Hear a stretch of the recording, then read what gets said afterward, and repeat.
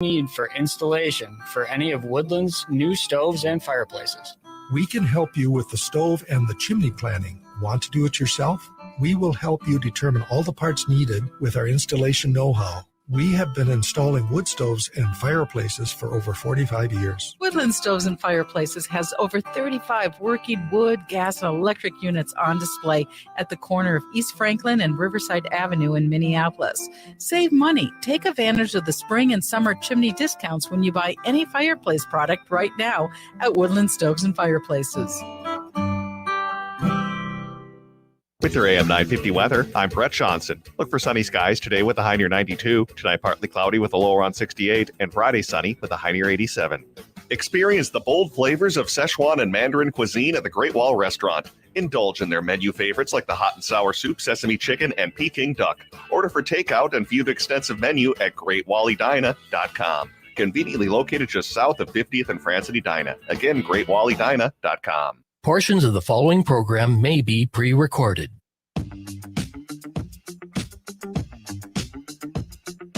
AM 950, the progressive voice of Minnesota. It's the Matt McNeil Show for your Thursday. Good to be with you today. Matt and Brett here today, jam-packed. A little bit later on this hour, the former Democrat of the day, Anita Gall, is going to join us. That's from Senate District 15. Is the district that she was in. She was running. We're going to talk to her because reality is that I got to give her some praise, and I'll save that here. Robert Baril is in town this weekend. He's got a show that's coming up in the 4 o'clock hour. We are moments away from having Ilhan Omar join us. Ilhan Omar, of course, Representative Minnesota 5 in the U.S. House of Representatives. She is going to be in-house with us to talk with in a few moments. Gives me a quick bit of time here to talk about, Trump's in court right now. He's in court. I don't know if he has a hamburger and ketchup with him, but he's in court right now. And he looks so happy. Oh, he looks like he's having the time of it. Summer in DC, man. It's just good times, huh?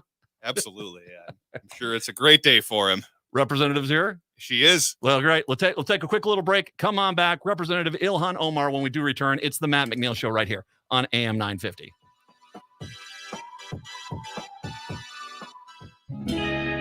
The Powderhorn Art Fair is returning to Powderhorn Park to celebrate its 32nd anniversary, August 5th and 6th from 10 a.m. to 5 p.m. each day. The fair will feature a vibrant and diverse selection of art from over 150 exhibiting artists from across the country. Whether you're just starting an art collection or a seasoned buyer, they'll have the perfect piece for you. Plus, there's more. Immersive art installations offer fairgoers a chance to explore interactive experiences that transport them into an artist's vision. In addition to all the fantastic art, over a dozen food vendors serving up sweet and savory delights will be ready for you and other hungry fairgoers. A family zone will offer creative activities for kids of all ages and entertainment each day. The fair and activities are free to attendees. Make plans to head to Powderhorn Park on August 5th and 6th. Learn more at powderhornartfair.com. Turn to Auto Technical with your vehicle donation. Even though Auto Technical is a small nonprofit, we have helped more families with transportation than any organization in Minnesota. Since '94, we have reconditioned donated vehicles so they have a higher tax benefit. Call Richard at 612-919-5526. 612-919-5526 or autotech.org. The Mary T family of companies serves seniors and people with a wide range of disabilities. We provide home health care, hospice services, and accessible rental housing. This is Mary T, and we'd like you to join us. We're hiring direct care professionals, CNAs, nurses, and other support services. Our mission is to provide quality, personalized services to meet the unique and evolving needs of the people that we serve. Join a Minnesota family-owned company that was founded on a history of care. Apply today at marytinc.com/careers. How does this sound?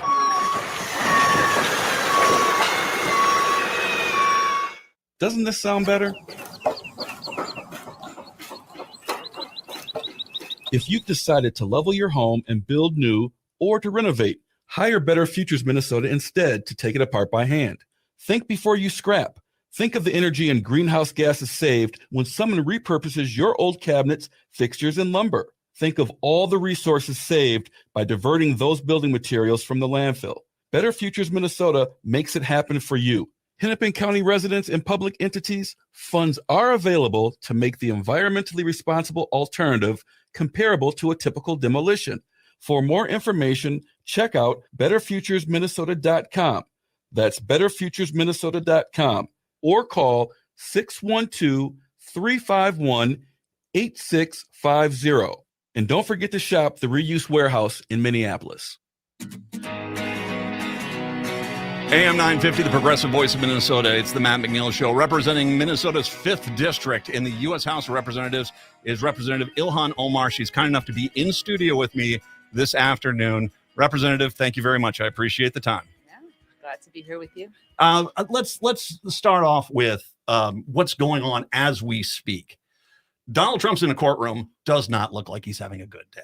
Oh, it does not. He's being arraigned on his latest charges. But I mean, if we've read through these are, he's trying to overthrow the government of the United States. Talk a little bit about this, because you've had a front row seat for this entire escapade. And here we are now finally seeing someone try to put some level of accountability on this man. Yeah, I mean, we said that right after January 6th, that there needed to be accountability. And I think it's such a relief to see this case go forward, to see President Trump and his co-defendants be indicted for their role in January 6th. And I think it's also really telling, right, that he just continues to rack up these charges, and that people in his orbit constantly get caught up in criminality. And I think it says something about the individual, and it says something about the kind of country that we live in, where a former president can be held to account. They on January 6th, there were names that were being mentioned by the mob that was there. Mike Pence, Nancy Pelosi, your name. People were calling specifically for violence against you. Now with these charges, we understand that was the goal, that these people were sent there to violently attack you if they got the chance. Yeah. For you, it's obviously we're protecting this country, but it's your own individualness that was specifically targeted by many of those people that were trying to storm the Capitol that day. Yeah. I mean, I think what most people didn't realize is that, this wasn't supposed to just be a nonviolent protest, a way in which people can share their disagreements in the way the elections went. This was supposed to cause intimidation. This was supposed to coerce certain members of Congress to act differently. This was to pressure the Vice President of the United States not to obey the Constitution and, adhere to the oath that he took to protect and serve. And I think, I've talked about the fact that 6 months I had to have protective service done by Capitol Police, where they followed me for 24 hours a day, because there were credible death threats leading up to the election and after the election. January 6th, I was fortunate enough to have these individuals remove me from the premises and was taken into a special place with the leadership of the House and the Senate. And I remember, some of the leaders being confused why I was there. And one of the Capitol Police officers saying, we couldn't trust that she wouldn't be personally harmed because there was no way for her to hide within the crowd. And for a lot of us, not only do we want retribution for what happened, we also want justice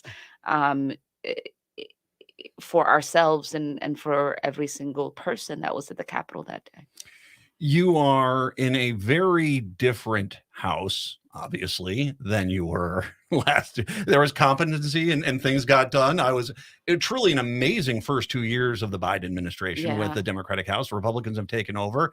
Not only do you have this entire clown car show of a Hunter Biden investigation, but they're not doing anything. They just basically seem to be, let's shut down the government today, and it's to a point. I mean, there's a bit of a as a person who's there to get things done, it's got to be a little bit exhausting to say, okay, are we going to do anything outside of basically natural disaster relief when we need it? Are we going to actually pass any bills? Yeah, I mean, just as an example, we were supposed to pass 12 appropriation bills before we went to recess, and we got one passed. Yay! And so if that track record, remains, we are not going to be able to pass and fund the government, which I think for a lot of these really insane members of Congress is fine because they don't want the government to function. They don't want people to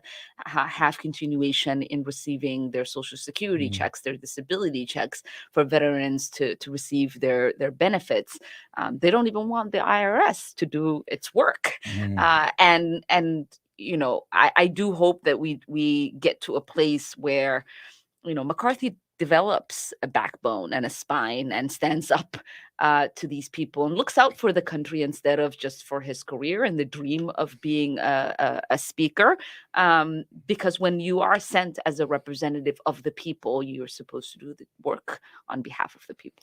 He seems to be, that whole party seems to be betrothed to the extremist far right, the Lauren Boeberts, the Chip Roys of the House that are out there just in kind of this bizarro land where they're like Twitter trolls come to life, where they're fascinated with their own press that they make for themselves. And there seems to be this idea that, we should crash the government. There's a real call right now, a question of whether or not McCarthy, as you said, is going to get that spine and maybe work with Democrats to get a budget passed so that we don't shut down the government. Yeah, I mean, when we were in the midst of the debt ceiling debate, a lot of them were saying they wanted us to default. And because of how long it took for us to figure out that conversation, which we eventually ended up avoiding a catastrophe, it cost our bond rating to be degraded. And, I am worried that they are going to be thinking politically only and lead to a government shutdown in the hopes that they will mess up the economic recovery that Democrats have been focused on. In those 2 years, the first 2 years of the Biden administration, we passed an infrastructure bill. Everybody talked about passing an infrastructure bill, but Democrats got it done. Yes. We passed the Inflation Reduction Act, historic investments in addressing the climate crisis. We passed the CHIPS Act, bringing back manufacturing to the country. There's so many, the bipartisan gun violence prevention bill. There's so many really incredible policies that we passed that people are still waiting to feel its full impact, but it has really set us apart from the rest of the world, where many economies are still struggling while ours is in huge recovery mode. And we should mention the last time they did shut down the government under Ted Cruz and that crew, that it cost us billions. I mean, they're just to get things started back up again cost us billions. So there was no net gain. There was nothing. It was just basically a dog and pony show that ended up basically costing the American people more taxpayer dollars. Exactly. And they didn't get a single thing. And nothing. That they wanted in causing that shutdown. I think it was the longest shutdown in the history of the United States. Right after I got sworn in, I think we were shut down for 35 days, which meant, those of us who were sworn in to the 116th Congress didn't have the ability to actually provide constituent services for those 35 days. And I think the impact isn't just whether the government will continue to do its job, but it's also whether your representatives will be able to provide the constituent services that you need when you're desperate for those services. You see, and this is the difference between the Democrats and the Republicans. I talk to Democrats, and there's always this: you, Klobuchar, Tina Smith, Dean Phillips. I'll talk to you guys, and I'm here for my constituents. I've got a larger job here in the United States, but I'm also representing Minnesota 5, whatever the case may be.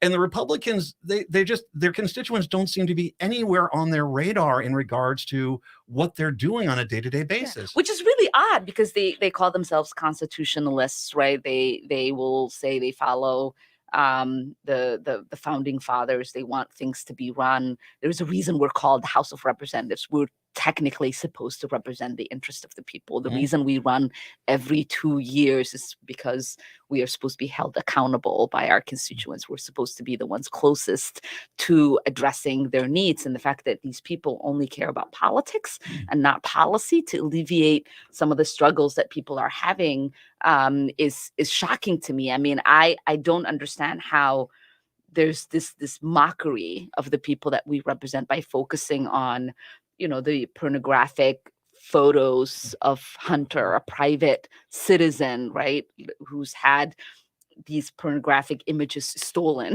Mhm. essentially, and now it's being viewed by the public.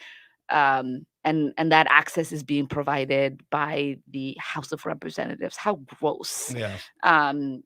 that must be, and also to call themselves Christians but want to look at these images. It's just it's so bizarre. I don't know what's happening. As a Christian myself, I'll say Yeah. that's weird. And Marjorie, whatever you do in your own private house, that's fine. But this Yeah. is a committee hearing. Please stop. Yeah. Exactly. Also, do not subject your staff. Yeah, who got that job that day? Exactly. Having to scroll through these photos to try to pick the most gross one. I Hey, mean, Phil, it's I got a just. job for you here today. Yeah. See that copier over there that gets really large enlargements? Okay, no. Ilhan Omar, Representative Minnesota 5, kind enough to join us here today. I've heard from some Democrats who have talked about the Republicans that said the cameras are on and they're, a howler monkey exhibit. They're just wild. But then you see them behind the scenes. They're interested. They're when the cameras are not on, they're asking questions. They're seeming to work things. Is that your experience, or does this clear disdain a lot of them have for you kind of continue even when the camera is not on? No, it's actually the opposite. Oh yeah. So I'll give you an example. I sit on the House Budget Committee, and the conversations when we have a public hearing are just completely insane. You think we're talking about two different economies. We're talking about two different countries.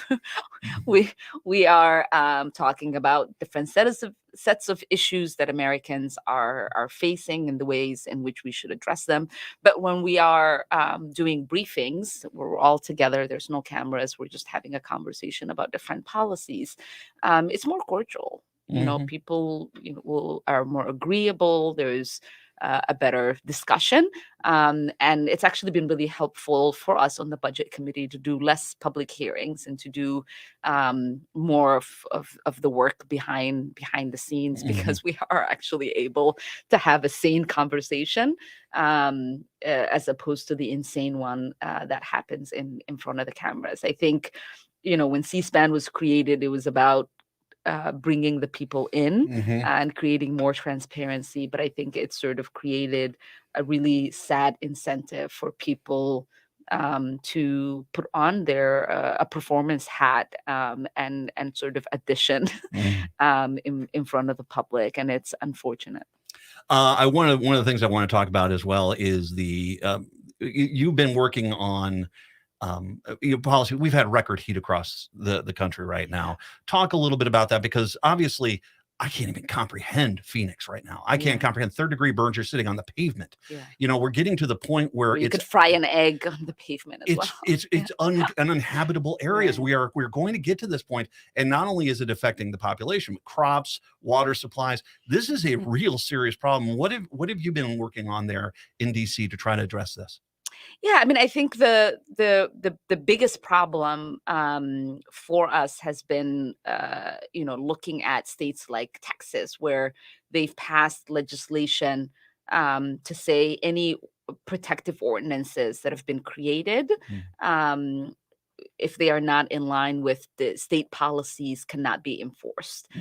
So that means for folks in Texas, if you live in a municipality where they have created an ordinance that gives you breaks during peak heat season, if you're working outdoors, to get as much break as you need to have water and to sit and to be under shade because we are human beings. We are not supposed to be, exposed to the sun in 116-degree weather, right? Mhm. We look at what's happening in other countries. I remember when the World Cup was happening, everybody was talking about the working conditions in Qatar. Mhm. We have that here in the United States, Mhm. and Texas is just a glaring example of that. And so, what we are trying to do is push OSHA to try to develop a nationwide policy in addressing work conditions when it comes to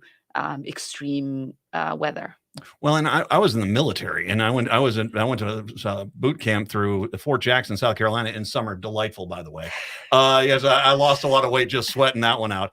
But I mean, even back then, the military, for example, I mean, they knew water breaks. We're taking breaks and doing this. And there is this mentality. Texas is a great example of it. Is, oh well, we're going to get rid of all these rules, and so a few people might die. I mean, we've had this happen where people have gotten heat stroke and they die. And they just don't seem to care. And I mean, that is, and I don't believe in a nanny state, but I also don't believe in allowing, governors and state legislators to kill off their own people just out of But spite. I also want people to understand we need work standards, right? That's not creating a nanny state. We can't trust that every single business owner or corporation will be humane. We have to have certain standards that say, these are the number of hours somebody should be working. These are the number of hours that people should, be paid overtime. This is, the kind of safety regulations that you should have in this workplace. And for us to even be debating on whether somebody should be able to take a water break as they see fit, if they are working in a highway in Texas in 116-degree weather, it's insane to me. Age requirements. We just had that here in the state of Minnesota, where we had kids working in meat processing plants underage. We just had a kid in Wisconsin pass away. I think it was a lumber job, and he should not have been working on the equipment. There does seem to be this element by these states to undo these laws, which are there for safety reasons, for a legitimate reason. It's not because someone just decided to make it up one day.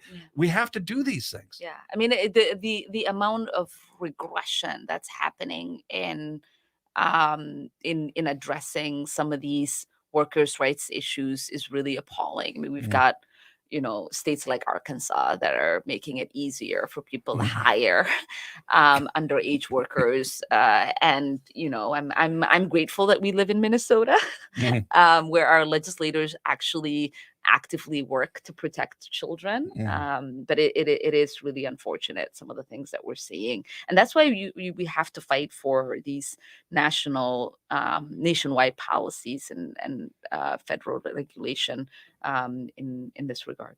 Water, speaking of summer, water important here. Hastings, we have lakes and water bodies down there you can't take fish out of. Out in the west, we have nitrates levels so high in the water supply that we have warnings for kids and pregnant mothers not to be able to drink that water. Line 3 punctured a fourth aquifer up here. I'm glad the state Supreme Court knocked down that permit for the polymet mine. But the reality is, I think we have to step back and look at water, because clearly here in just Minnesota, we've got this great resource and it's going to waste in a lot of places right now. Yeah, I mean, I remember leading a delegation out to Line 3 to oppose it, obviously. And one of the members in that delegation was Cori Bush of St. Louis, Missouri. And the Mississippi there, she's never been able to touch the water. And so she was, cheerfully wanting to get in and touch the water. She said she's never seen it that clean. That's what we have to preserve. Trying to make sure that this water that is creating the opportunity for people to have clean drinking water is sustained and it's protected. It's a huge asset for us here in Minnesota and for so many other states as well. One final thing, how you slings and arrows. I mean, slings and arrows. I get it bad here with just a little radio show. I have what is your mentality to deal with clearly a large portion of the population that really just dislikes you, and no matter what you do, they're always going to send hate, send vile things? You seem to have such a great disposition still. I mean, that is really remarkable. I mean, I'm entertained by the sort of hate that drives people to be like the first one to comment really bizarre things in everything that I post, that they have so much energy that they set up notifications just to like write the weirdest stuff, or people who invest in having bots that do that to my social media posts.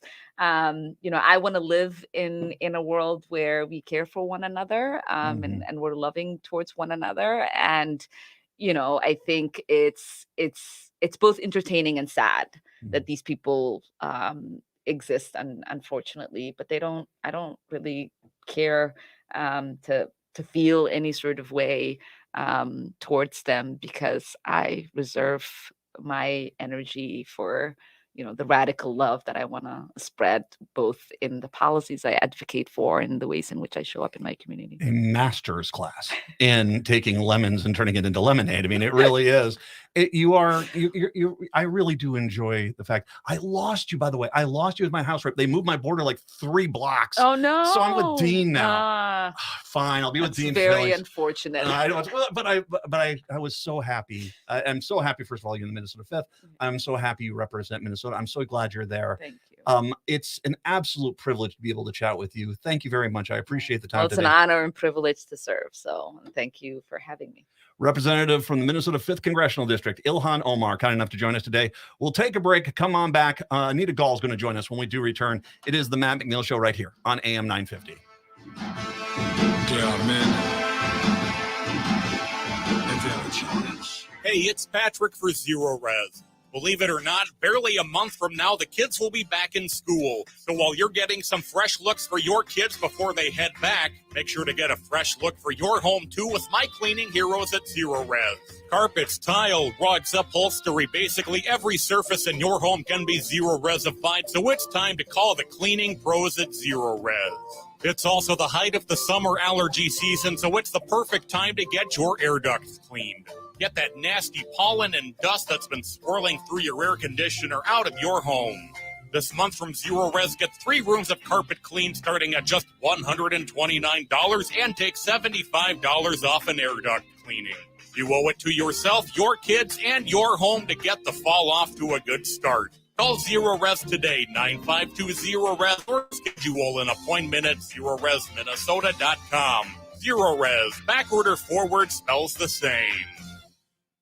Hey, it's Tom. Going solar is a great way to save on energy costs. By using the sun to power your house, you can feel good about an investment that will last for years. All Energy Solar is a locally trusted turnkey solar installer that's been around since 2009. They provide custom designs and quality installations of solar panel systems that work for your energy needs. One of the best parts about going solar is it's an investment that can pay for itself. Your system can pay back 100% of the installation cost in as little as 8 years. Plus, a system from All Energy Solar can pay back over 300% of its cost over its lifetime. There's also many tax incentives and rebates available, and the experts at All Energy Solar can walk you through the entire process to make sure you're saving as much as possible. So go green, both financially and environmentally, with All Energy Solar. Get a free, no-obligation assessment from All Energy Solar by calling 800-620-3370 or visiting allenergysolar.com. Hi, Matt McNeil for Rudy Luther Toyota. You've heard me talk about the Rudy Luther Toyota We Buy program. Now hear from someone who's actually done it, me. Our kids' car, the 2006 Toyota Sienna, served us well for 17 years, but it was finally time to say goodbye. The We Buy program is really simple. I gave them some basic information. We set up an appointment, and after a quick verification, they gave me an estimate and a check, and they made me a generous offer. It was that fast. See for yourself. Try the Rudy Luther Toyota We Buy program at rudyluthertoyota.com. AM 950's newest weeknight show, Ghost Box Radio, is giving away passes to the advanced screening of The Legend of Dracula is Born, The Last Voyage of the Demeter. The advanced screening is on Wednesday, August 9th at AMC in Rosedale. Tune in or watch Ghost Box Radio live on Facebook tonight at 10 for your chance to win. Join host Greg Bakken every weeknight for his great insight and riveting guests as he steps into the unknown.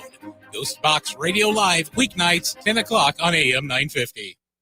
With your AM 950 weather, I'm Brett Johnson. Look for sunny skies today with a high near 92. Tonight, partly cloudy with a low around 68. And Friday, sunny with a high near 87.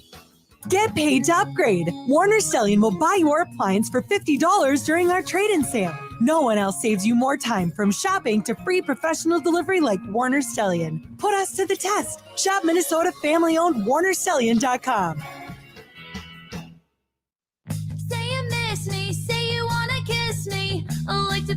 AM 950, the progressive voice of Minnesota. It's the Matt McNeil Show. So last year, during the Democrat of the Day segments, I welcomed on our next guest, Senate District 15. She ran out there, and she did not win, but we're going to talk about how important she was. Anita Gall is kind enough to join us in studio and chat with us. Hi, Anita. Greetings, Matt. It's nice to be here in the studio instead of calling it in from my home in Marshall. Yeah, well, it is nice to have you here. And she brought me corn and honey. Love you. Straight from the farm. Love you. She brought me a big thing of honey. None for you, Brett. You could share with him. I could. Yeah. Share with Matt. I'll feed it to you like DeSantis eats pudding. Okay, there you go. Here Okay, you go. next time I'll bring 2. There's plenty of honey to share. No, you don't have to bring some for you. Notice I never even mentioned the corn going to him. No, that's not going to happen. Oh, look at Brett's giving me. Put that in with HR. Okay, there you go. There's your HR complaint for the day. Thanks for coming on out. I appreciate it. You're welcome. You, of course, I think DFLers, if you were in the metro area right now, what I think we need to understand is we are one party. And there's sometimes a tendency to focus on the cities, sometimes focus on the suburbs. Reality is that the DFL, there is a very simple reason the DFL has control of the House, the Senate, and the governor's race. And that is because we ran people everywhere. And the Republicans could not take seats for granted, including your district, which was pretty beat red, right? Sometimes I like to say it's so red it's crimson. Okay. Overall, I got 28% of the vote, but there were portions of the district that I was as low as 20. Well, you as well, though, went out there and in speaking of the slings and arrows, that was hard because right now, and I think some of these districts, as you noticed, you just go out there to do a parade and you're putting a target on yourself. Oh, absolutely. I would say parades were the most hostile. There were some towns, what they yell at you takes a lot of it almost pierces the armor. It takes a lot of emotional armor in a sense to put that on so that it doesn't break you, I guess, in a sense of walking a parade. And so that's why I was, sitting here observing the interview with Representative Omar, and it was very inspiring because I know she fields so much criticism and verbal abuse, and she is so strong. And so someone like me watches her and thinks, how can I be that strong? Because I experienced that too, but I think on a far lesser scale than someone like Representative Omar. I can't even comprehend. I mean, I really can't, because that is every day. It's like a Taylor Swift song. It's 7 a.m. What are you doing already here? But they didn't mention that the insults during the parades and the Jason Aldean song that was never in there. Oh no! Oh, yes, yeah, the smaller the town, the worse the insults. I'm going to say from experience. Ooh. Wow. Yeah. But you are. Let's talk a little bit about some of these issues out there, because we need to focus on this. I was just reading a story out of St. Cloud Times this afternoon. I had lunch with this wonderful friend of mine, and then I basically went home and prepped the show. I had lunch with her anyway. So I was reading the story about the lack of daycare in St. Cloud in central Minnesota. Housing, daycare, these are becoming massive issues. They are major issues here in the cities. They're major issues. Well, maybe not as bad in the suburbs, but in rural Minnesota, these are economy and community crippling problems where they don't have affordable housing and they do not have daycare for people to be able to drop their kids off so they can go work. Absolutely. Speaking from my own experience, and my children are old enough now where I don't need daycare. But when they still were in daycare, you would think about maybe we'll have another one, and you first checked with your daycare provider. Like, will you be having an opening? And I've also heard other people say like they determine whether or not they're going to have another child based on is there any place of open? Is there a spot open? And this is just as big of a problem in greater Minnesota as it is here in the metro. And I will say, there are communities that are getting creative. I don't know if you read the Star Tribune on Sunday, where they talked about Laverne in Rock County, Yeah. which is in the far southwest corner, touching South Dakota. And they have come up with an ingenious idea. They're creating a daycare center in that town through a partnership. They're getting federal dollars, but there's also community buy-in, donations, and they are working together because they realize if you don't have childcare, you can't attract a workforce. People can't go to work if you can't find someone to raise your kid, or not to raise your kids, but to watch your kids. So it's just as important out in greater Minnesota as it is here in the metro. Well, and it's becoming a bit of an awakening here because, and I'll say this, these people have been represented by Republicans forever, and Democrats, I know a lot of Democrats in the state that have tried to deal with the issues, Iron Range DFLers who have been trying to deal with the problem of daycare particularly. Is there ever a sticker shock more than that first kid when you take them into it? Oh my goodness, that scares you. But the reality is now the same people that they keep electing, they're the ones that are stopping any help from coming to these communities. And so now like you say, you look down there, it's like they are going to the federal government. There's this understanding. It's like, well, we have this legitimate problem, and it doesn't do a person any good to have to drive 40 miles to the nearest town to drop off a kid, then drive 40 miles back just to work. I mean, gas costs, time commitments, the stresses of it all. I'm of the mindset, I hope the state does at some point look into investing into some sort of maybe a state daycare system where it's something that's offered out there, kind of like I've said for the seniors in rural Minnesota, an expanding of the Metro Mobility Program statewide so that people can get to the grocery store and get to church and have no problems and still be able to live on their farms, which may be 3 or 4 miles out of town. I think that there are some common sense ideas that can be done. Maybe hopefully this next term with still the DFL trifecta in the state, we might be able to get some of these things done, but they have to make sure you're looking at this practically because this is stuff that's kind of really crippling rural Minnesota and forcing people to move out of the rural parts of the state. I agree. And what's so frustrating is that our Republican representatives always say no to, they vote no to these programs and this funding that is going to help greater Minnesota, that will help invest in our communities and make it better. I call them a bunch of naysayers, right? I call them a different term. I call them naysayers. They're constantly saying no to these proposals and these bills, but they never offer anything, better or instead of, right? They just vote no. And I think what the DFL really needs to do now is just like promote what we've done. Like, look at all the things the trifecta delivered. Oh my goodness. For greater Minnesota to make this not only to make your life better, your family's life better, our communities better. We've got money for infrastructure. We've got money for our law enforcement agencies. Free school lunches. We've got free school lunches, right? You don't always have to be checking your school lunch account like, oh my gosh, I got to put more money into that, right? By the way, how much is that per year? It's $500 here in the suburbs per year per kid. How much is that? Is that the same price? That's my ballpark for wow. Yeah, it's about the same. Hey, Republicans, good luck on trying to repeal that one. Right, I know. And so I think the DFL just needs to constantly be promoting this, trumpeting from the rooftops. Look at all that we've done to help rural communities. And, maybe we can get a few people, if in the next year, next 3 years, might change their vote, right? So the next DFL candidate can get more than 28%. Well, and it's kind of one of those things where you just have to keep hammering that home. I've actually of the mindset, I think that in every town in outstate Minnesota, the DFL should be putting billboards up saying, we did this. DFL did this, not the Republicans. And I don't care how brutal it is. I don't care if you're afraid the billboards are getting vandalized. If you don't go out there and trumpet what you have done for these people, then because I guarantee the Republicans are already taking credit for the bills they voted against. And that's the crazy part. But the Republicans, they'll sit there and they'll vilify teachers and then have the sincere earnestness to come on out and say, why doesn't anybody want to teach in the school district? I don't know, Johnny Jackass. In fact, I've got a suggestion. It might be you, but they are not helping. I'll give you another one that might not be necessarily direct to you, but I mean, deer hunters and stuff. And of course, a lot of deer hunters out in your area, chronic wasting disease. Ohio had to cancel their entire hunting season because chronic wasting disease was that bad. We know this is a problem. And the last session, the Republicans refused to do anything to help. This is hunting season, for goodness sakes. You're not helping. You're only getting in the way of things. And, there are way too many Republicans in this state who don't want to be a representative or senator. They want to be an internet troll.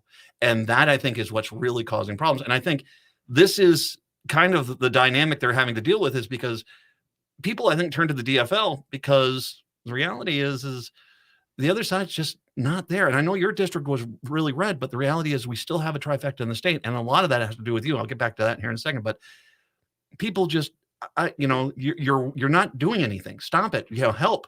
And the contrast here this year, as you said, I mean, that is a laundry list. And on top of what Representative Omar put out there, that infrastructure bill, I guarantee it, within 10 miles, 20 miles of everyone's house, there is a project on that in that bill that's getting done. That's Absolutely. amazing. I've driven a lot this summer around Minnesota, and everywhere there is road construction, which is a little frustrating right now, but I have to keep reminding myself this is making better roads, and I will be so grateful once this is done. Water treatment plant in Marshall, is it? You guys got a good one out there right now? We got a good one right now, but I know, for example, with our DFL trifecta, they have gotten a lot more funding for our rural water systems. Good.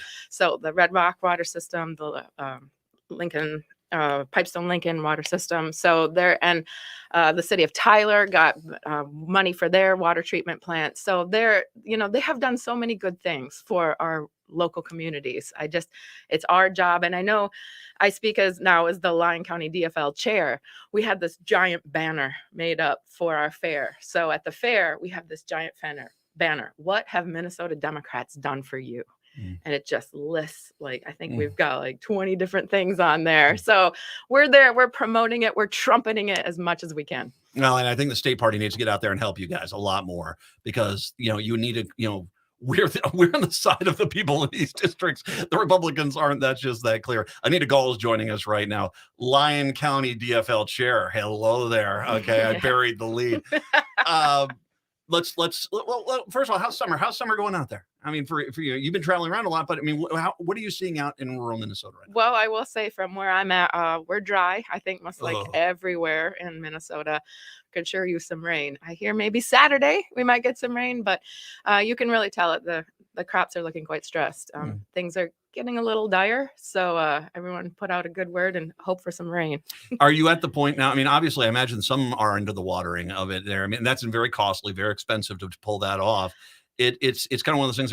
Are they having to bring in the watering programs now on this? Well, there's very little irrigation in Southwest Minnesota. Generally, we get enough rainfall that it's not necessary. Once you get more into central Minnesota is when you start seeing the irrigation happening. So right now we're just hoping for a good rain shower. The status of the farmer out there has it been, since we last talked, I mean, is the outlook for the farmer out there looking better in your mind?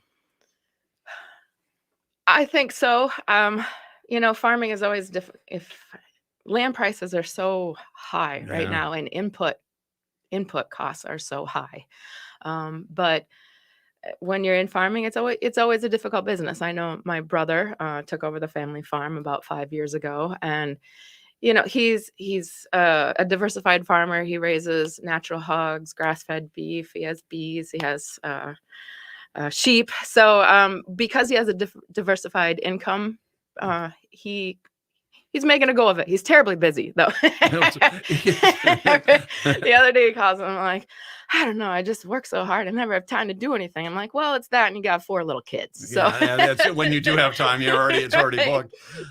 Is it when you do that? And just for the layman person that's listening to you right now, when you have a diversified farm like that, and you are dealing with specialized product, do you get a better payday? I mean, a lot of times with farmers, it's, you take it to the elevator, you're getting the bushel price, you get one big check and you kind of that stretches through the year. When you're doing it as he is, I mean, is it one of those things where you're getting a little more, spacing between paydays if you're getting a payday? I mean, is it a better system, do you think? Well, you don't have all your eggs in one basket. Yeah, There's a diversified income stream, right? So if pork prices are down, hopefully wheat prices are up, or because he doesn't raise just corn and soybeans. He does a lot of small grains as well. So with a diversified income stream like that, you can sort of mitigate your risk a little bit, and then you don't have all your eggs in one basket, right? So that if the price of beef is low, you're like, oh my word, how am I going to make it through this year? Hopefully some other income stream is doing all right. So, he is fortunate in that he has a strong enough farm where he is making a livable income.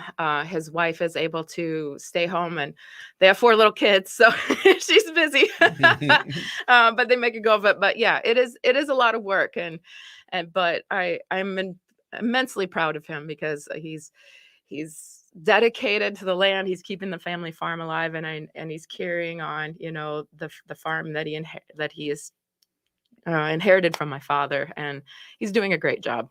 And good for him. And it's an easy story to like.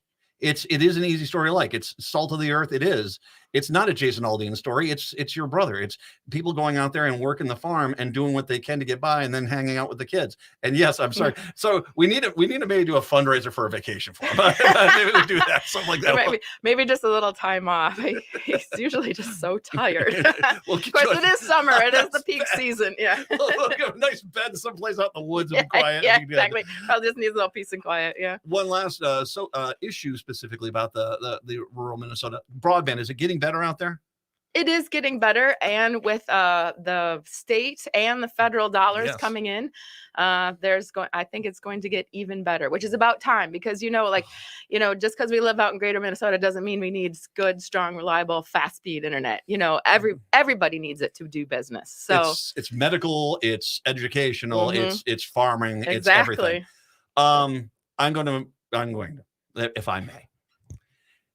I want every DFLer right now to listen to me right now. You know why we have all three controlling bodies of the legislative branch, including the executive branch and the governor's office. We have that because of people like Anita. When you run DFLers in every district, even the beat red ones, they are forced to spend money in those districts. They're forced to put volunteers out in those districts. Wisconsin has had problems. You know why? Because they don't run Democrats in all their districts, and it shows, because it puts extra pressure on the toss-up districts, because Republicans are going to just put tons of money into those districts.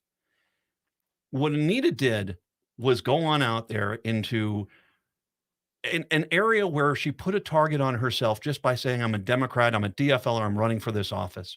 And she put up with it, and she ran, and you lost. But because you did this, we all won. That's just the reality. We owe you and every DFL that ran out in rural Minnesota a huge round of applause, because this would not have happened without you. And if we forget that, then shame on us, because you are the reason why the DFL in Minnesota is a shining star in this country right now. And I am eternally grateful for all you've done. You have been magnificent.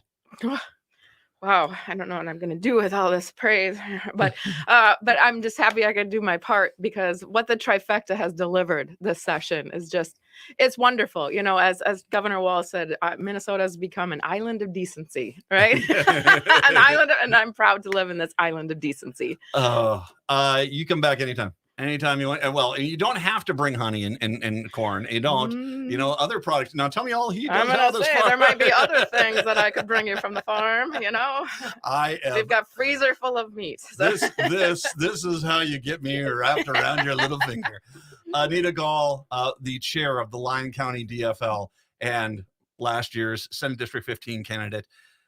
Anytime you want to come back, you're an absolute hero, and I adore you. Thank you for all you've done for the state of Minnesota. Well, thank you for having me. We'll take a break. Come on back. It's the Matt McNeil Show right here on AM 950.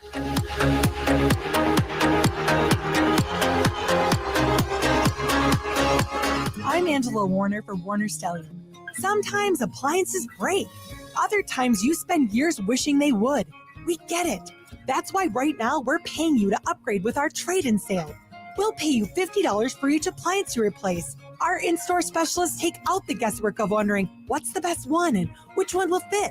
Then Warner Stellian professional crews will deliver, install, and take your old stuff away, saving you time and money. So outsource your stress and shop family-owned Warner Stellian. AM 950's newest weeknight show, Ghost Box Radio, is giving away passes to the advanced screening of The Legend of Dracula is Born, The Last Voyage of the Demeter. The advanced screening is on Wednesday, August 9th at AMC in Rosedale. Tune in or watch Ghost Box Radio live on Facebook tonight at 10 for your chance to win. Join host Greg Bakken every weeknight for his great insight and riveting guests as he steps into the unknown.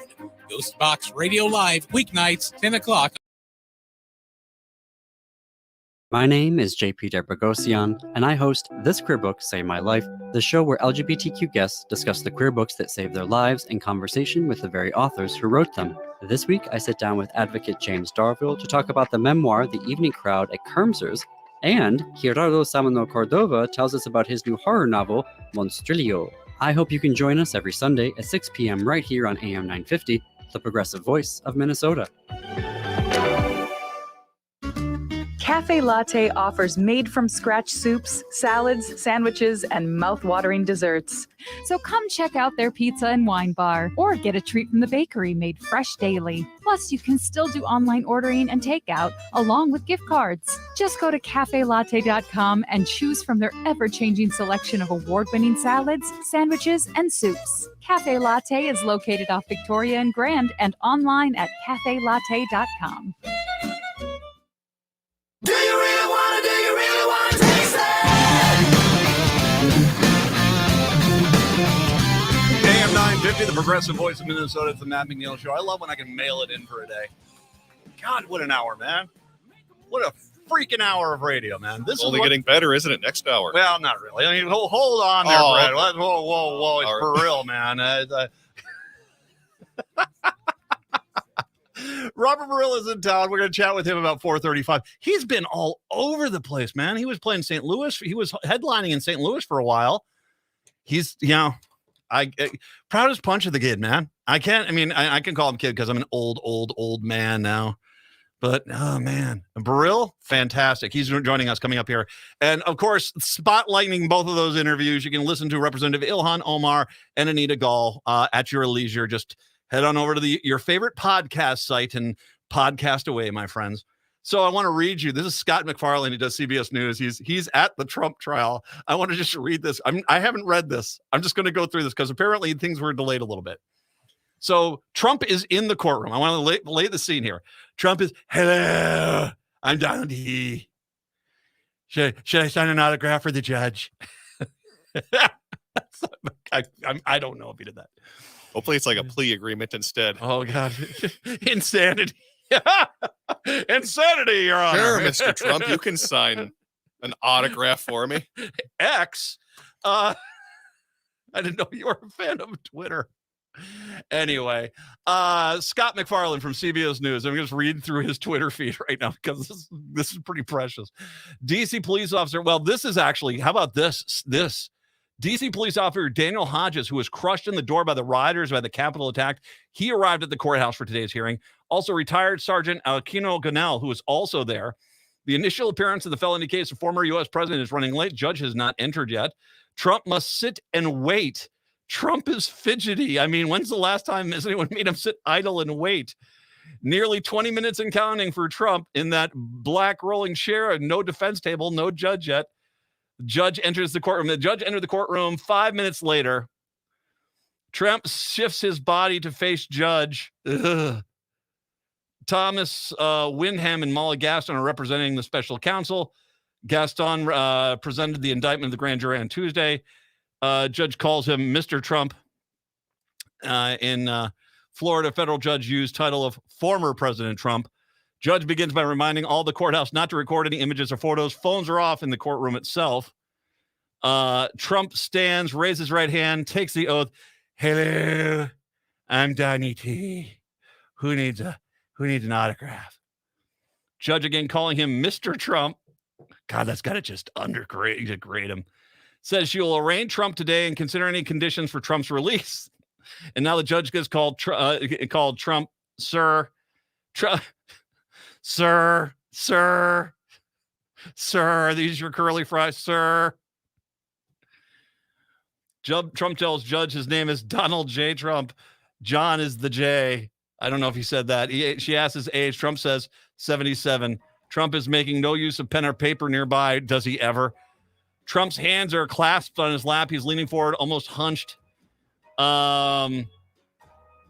Judge warns Trump anything he says can be used against him in future proceedings. He says yes. Judge inflames Trump that he can't afford a lawyer. One could be provided for him. I imagine he thought about that for a second. More on this one return hour 2 up next. Hi, I'm Peter Solak. And I'm Adam Ostrowski. We are here at Woodland Stoves and Fireplaces to talk about the joy of live fire cooking.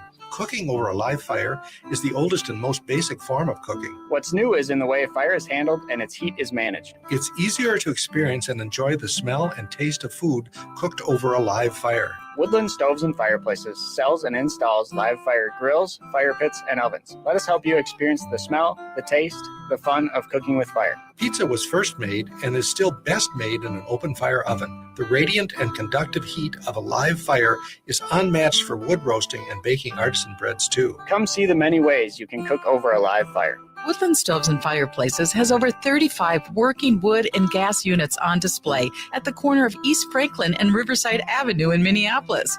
More information at woodlandstoves.com. Find the fire that works for you. Woodland Stoves and Fireplaces, out of the ordinary products and services since 1977. I'm standing up for the middle class. Tom Hartman here on the Progressive Voice of Minnesota, AM 950, KTNF, St. Louis Park, Minneapolis, St. Paul. AP News, I'm Jackie Quinn. Crowds are outside and former President Donald Trump is inside the Washington, D.C. federal courthouse, where he's being arraigned on charges he tried to overturn the results of the 2020 election. His attorney, Alina Habba, spoke with reporters, saying it's all politics. This is election interference at its finest against the leading candidate right now for president, for either party. President Trump is under siege in a way that we have never seen before. Our Shelley Adler reports it's expected another member of the Trump legal team will enter a not guilty plea. It's the third criminal case brought against former President Donald Trump in less than 6 months. Former federal prosecutor David Weinstein. This judge could very well set this trial to happen sometime beginning of next year. It's only August. Trump's attorney in this case has asserted Trump's actions were protected by the First Amendment right to free speech and that he relied on the advice of attorneys. I'm Shelley Adler. North Carolina Congresswoman Kathy Manning's been released from a hospital. She got into a car crash this morning in Greensboro. 2 U.S. Navy sailors have been arrested for security breaches with China. The 22-year-old's accused of sharing photographs and videos of the Navy ship he served on with Chinese officials. 6 former Mississippi law enforcement officers are being charged with federal civil rights violations. They allegedly beat and brutalized 2 men in January, shooting one of them in the mouth. A brutal attack in South Korea. Our Karen Chamas reports. The attack took place in a crowded district. South Korea's National Police Agency described the attack as virtually an act of terrorism. Mortgage rates have blipped up in the U.S., now at 6.9%. This is AP News.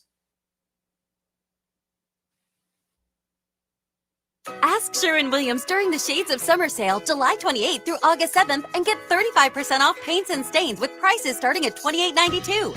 That means 35% off our most popular color family, blue. Psychologists have found it to be soothing and relaxing, which makes it especially great for bedrooms and bathrooms. And of course, get 35% off all of our other colors. Shop the sale online or visit your neighborhood Sherwin-Williams store. Retail sales only. Some exclusions apply. See store for details. Right now at Wendy's, when you buy either Dave's Single, Spicy Chicken Sandwich, Medium Frosty, or 10-piece nuggets, you can get another for just $1. Your dollar never tasted so good. So it's obvious what everyone will get, right? Definitely nugs Spicy and chicken a Frosty. sandwich, Dave's Dave's single and a Single. Frosty for me. And a Frosty. Okay, who said Frosty and a Frosty?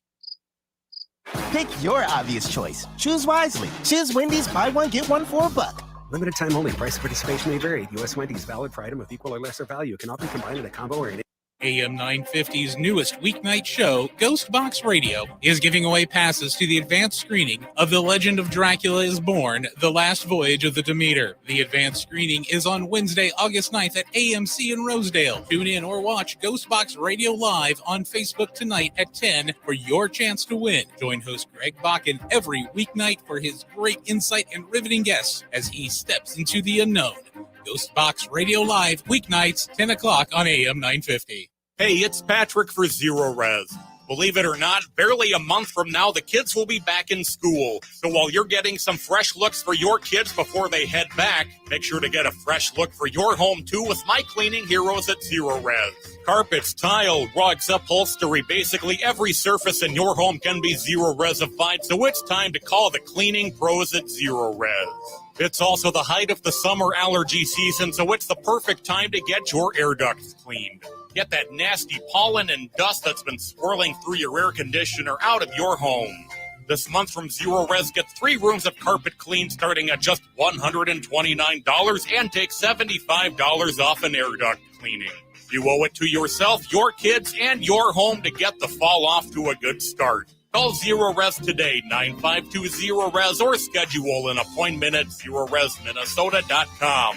Zero Res, backward or forward spells the same. With your AM 950 weather, I'm Brett Johnson. Look for sunny skies today with a high near 92, tonight partly cloudy with a low around 68, and Friday sunny with a high near 87. Experience the bold flavors of Szechuan and Mandarin cuisine at the Great Wall Restaurant. Indulge in their menu favorites like the hot and sour soup, sesame chicken, and Peking duck. Order for takeout and view the extensive menu at GreatWallyDina.com. Conveniently located just south of 50th and France and Edina. Again, GreatWallyDina.com. Portions of the following program may be pre-recorded. Hour 2 of the show here on your Thursday. Can you imagine the personal hell it must be for Marjorie Taylor Greene's personal assistant? I need you to blow up this image. Check it for imperfections. Oh. She is a disturbed woman. But as Representative Omar said, you get these people in when the cameras are off and they're actually, they'll work together on things. It is interesting. By the way, quickly finishing with Scott McFarland's play-by-play. Trump pled not guilty. Prosecutors will not seek detention of Trump. Darn it. First hearing before the judge is scheduled for August 28th at 10 a.m. Of the 3 dates that were offered, the Trump defense chose the latest one, the 28th. Defense tells judge, defense for Trump might need more time to get an understanding of the magnitude of discovery and the degree at which there's exculpatory evidence. Hearing ends. They're going to try to push it off till after the election. It doesn't sound like, as people have said, there's no reason to push this off until after the election. They have more than enough time to get this in even before primaries. So it's going to be interesting to see them try to argue you're rushing this. And so, and my guess is going to be is the Trump administration is going to try to, or the Trump administration, the Trump crew is going to try to argue that they have to put it off. They have to put it off, and they'll probably take it to the Supreme Court. But I imagine the Supreme Court will say, no, you're going to go to trial, and that, or maybe they will. Maybe that's going to be a payoff for the Republicans. And we'll have to see. 952-946-6205.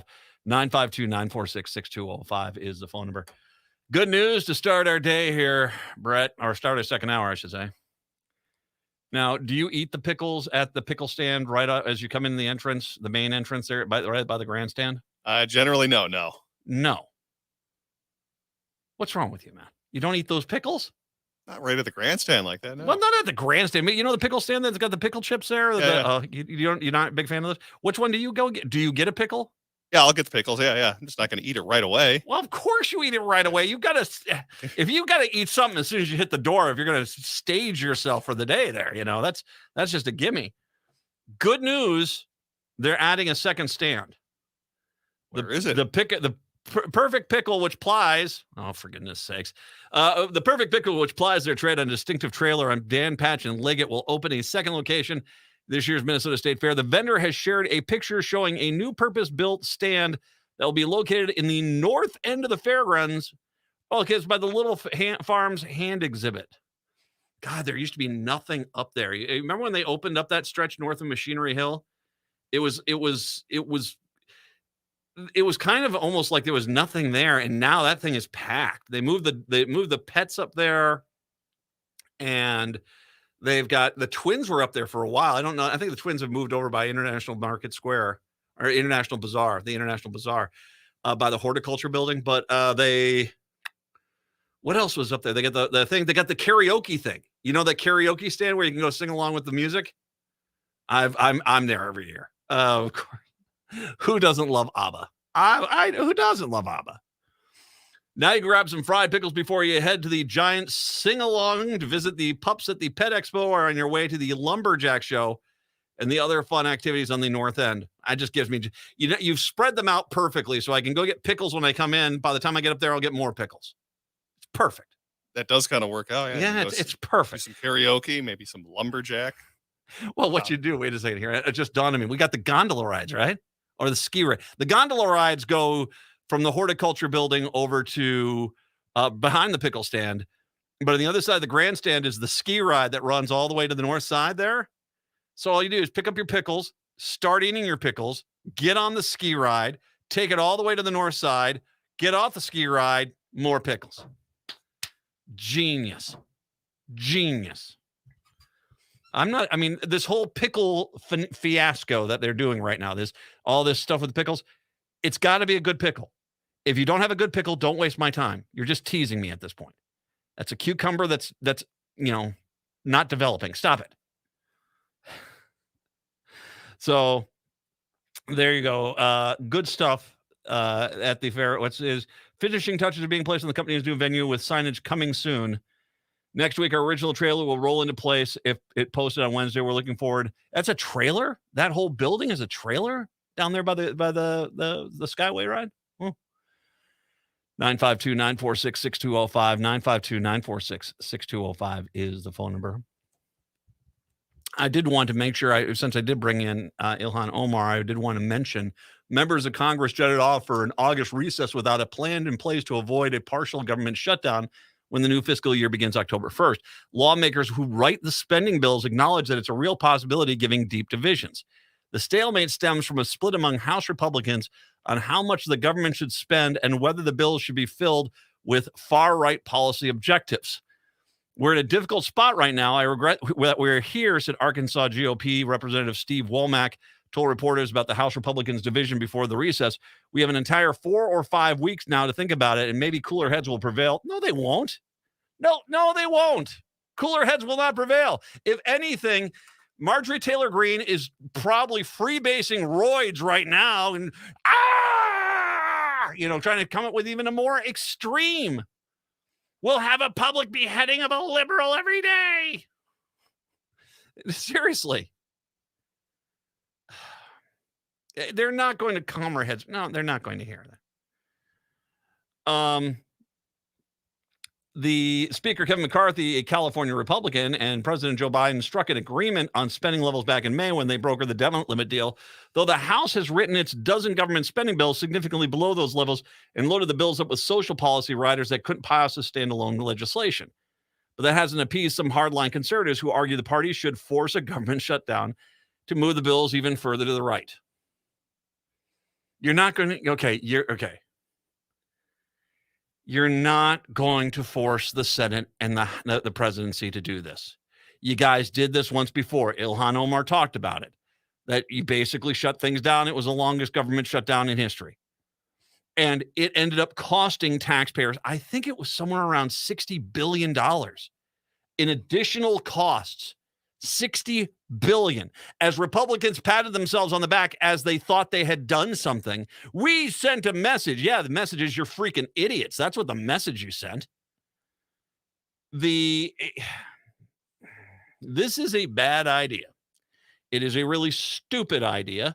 And frankly, it doesn't surprise me. And at some point, you just got to wonder, and I guarantee it's going to be next year, especially in like Nancy Mace, who's that that, I mean, she really is a Republican in a Democratic district. I know her district. That's Beaufort, South Carolina. I've been down there numerous times. It's a more Democratic district. And she can't win by basically being Marjorie Taylor Greene light. So at some point, she's going to have to find something where she can say, I'm not with them. I'm an independent thinker. And hope that it comes back to help her. The reality is until she feels as if it's detrimental to her reelection chances, she is not going to go along with the side of sanity. I mean, like I said, this is the woman. Nancy Mace is the person that the Republicans put forward as their moderate, and at times she sounds just like a Lauren Boebert. There's no moderate left in this party. I just don't... I don't know where they think they're going to go. I don't know where they think they're going to succeed with, but good luck. It goes into the larger question of that Republicans are horrible. They are. Now, I'm going to take a few minutes here, if I may. Do you know how there are all these Republicans? There's like, this is horrible. I'm moving to Florida. You know, I've heard that. You know, they hear things such as free school lunch and more healthcare access, and they say, I want to have basically worse services for higher costs. I'm going to a Republican state. And that's, if I'm lying, I'm dying, man. You're right. They don't tax you. So you don't lose $100 out of your taxes to pay for things like roads and schools and stuff. Instead, they make you pay $4,000 to $5,000 to have a private company do it. Not as good as the government could do it anyway. But hey, progress? Anyway, that's Republicans. And they look at Florida because Florida, Ron DeSantis, Florida, Texas, Florida, Texas. They don't really say Arizona anymore. But they say Florida a lot. Florida's really doing great right now. Wasn't the original DeSantis slogan, Make America Florida? Make America Florida. Did the first question... What happened to that slogan? It got eaten by a meth gator. It's currently running down Interstate 95 high as hell on bath salts. That's what it's doing right now. Clawing at a raccoon, fighting over a half-eaten hot dog. Welcome to Florida. And it's humid, just FYI, in case you haven't been. You don't need those sweaters anymore. Just 2 months after the NAACP issued a formal travel advisory for Florida, warning visitors that the state has become openly hostile towards African Americans under Governor Ron DeSantis, or as I will forever call him, Meatball Ron. I don't agree. Donald Trump hasn't done a damn thing right outside of call Ron DeSantis Meatball Ron. Well, and he stopped too. I don't know. That was the one good nickname he had. That was, man. That's I wish I could come up with something that good. Meatball Ron. Two major black organizations are moving their annual multi-million-dollar conferences elsewhere. Now, advocates hope the momentum for the relocations translates into real change that affects the ballot box in 2024. It is our hope that the outcry and loss of revenue will force legislators to repeal the terrible bills that were passed in the last few years, said Melba Pearson, the Miami-based civil rights and criminal law attorney. We hope that voters will make solid decisions in the upcoming elections based on knowing the impacts these negative laws have on their neighbors, friends, and communities. Alpha Phi Alpha fraternity, the country's oldest and largest intercollegiate black fraternity, and the National Society of Black Engineers, one of the largest student government organizations based in the United States, have decided to move their conferences that were scheduled to be in Florida in 2025 and 2024, respectively, to other states, causing potential hostile environment for their members.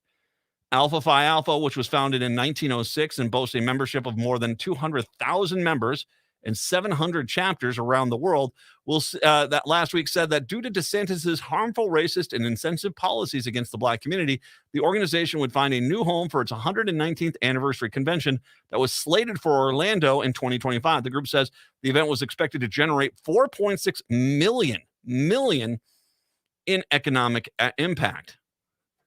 The National Society of Black Engineers, which is celebrating its 50th anniversary, similarly decided after much deliberation that Florida did not offer its members enough safety and an ideal membership experience to be the setting for such a milestone event. We made the decision that the environment in Florida is not the backdrop we want for that 50th annual convention, said Avery Lane, national chair of the organization, which reports having more than 18,000 members and nearly 800 chapters worldwide, said Yahoo News. So you have two major, especially the Alpha Phi Alpha. I mean, that's huge. 200,000 members, 700 chapters. That is a major event. That's no longer going to be in Orlando. I apparently, and I have a friend, and I sent them a message. I have not heard. They said that their event, they were slated to have an event. I think it was on Tampa. And they said it's gotten changed now, and they're complaining because they had to change plane tickets, but to Vegas, that they moved their event there. There was an event they were going to do there, and they moved to Vegas because Vegas is ready. Vegas right now could handle any event, and will. It's hard. Yesterday there was a story the Orlando Magic ownership actually was giving money to Ron DeSantis. And what they said is, now this is the Orlando Magic, an NBA team. And this is, it comes into light because, of course, is Ron DeSantis out there saying that slavery was good for black people, that, they learned skills, that they were forced to work hard manual labor. They were forced to work hard manual labor. It wasn't like it wasn't like freaking a job training program, for God's sakes, you idiots, you freaking racist idiots. My God. And here is the Orlando Magic. And this just tells you the success of this you better or else mentality from the Republican Party down there. Here you are in Orlando. Orlando is freaking Disney. They have already decided to, there were jobs that were going to transfer to Orlando. They've actually pulled those back. They're going to keep those in other areas. Orlando, Disney and Orlando's already started saying they're going to start pulling back on things there. You are the Orlando Magic. You're a basketball team there. For goodness sakes, your own, I don't even know what the hell you're thinking, but now they're trying to say, well, we do. This was before he said those things about slavery. And by the way, it does sound like both of these two organizations that canceled their conferences were also before he said this about slavery. It's not going well for Ron DeSantis. So you're saying you're a right-wing Republican and you're saying, big deal, Matt. So two things are not going to happen there. That means it's going to be cheaper for someone else to go in there. Well, let me make sure I say, we're just at the beginning of the wonderful news for Florida. It sucks to be in Florida right now. It really does. We'll explain that more here in a second. 952-946-6205. 952-946-6205. It's the Matt McNeil Show right here on AM 950.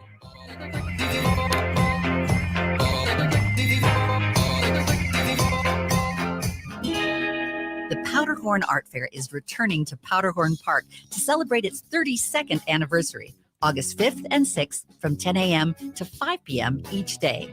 The fair will feature a vibrant and diverse selection of art from over 150 exhibiting artists from across the country. Whether you're just starting an art collection or a seasoned buyer, they'll have the perfect piece for you. Plus, there's more. Immersive art installations offer fairgoers a chance to explore interactive experiences that transport them into an artist's vision. In addition to all the fantastic art, over a dozen food vendors serving up sweet and savory delights will be ready for you and other hungry fairgoers.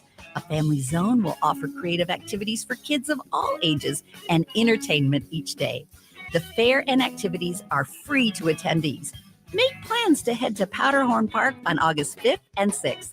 Learn more at powderhornartfair.com. You hear a lot about Rudy Luther Toyota's hybrid cars, but maybe you're asking yourself, are they worth it? Let me say from experience, Absolutely. I have a Toyota Sienna hybrid, and the proof is in the gas tank. Before my hybrid, I was filling up my tank once a week. Now it's consistently every 2 weeks. I did the math, and my hybrid is saving me over $1,000 every year. And the Toyota hybrids are some of the most stylish and comfortable vehicles you'll ever drive. Now's the time to get a Toyota hybrid. Set up a time to test drive one today at Rudy Luther Toyota, the southeast corner of 394 and 169 in Golden Valley. Hi, I'm Scott Shambot from Shambot Family Dentistry. We're the fear-free, shame-free dental office. We know dental anxiety and dental phobia are real. We'll take the time to get to know you and give you what you need to be comfortable at all times. We offer free nitrous oxide laughing gas and have high-tech options to help you feel calm and relaxed during your appointments. We'll help you get through every appointment in the most pain-free way possible.